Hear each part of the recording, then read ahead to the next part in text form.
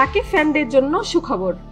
বাংলাদেশের তারকা অলরাউন্ডার সাকিবুল হাসান অবশেষে বোলিং অ্যাকশন পরীক্ষায় উত্তীর্ণ হয়েছেন। ইংল্যান্ডের লাফবরো বিশ্ববিদ্যালয়ের পরীক্ষায় তার বোলিং অ্যাকশন বৈধ প্রমাণিত হয়েছে। ফলে এখন থেকে তিনি আন্তর্জাতিক ও ঘরোয়া সব ধরনের ক্রিকেটে বোলিং করতে পারবেন।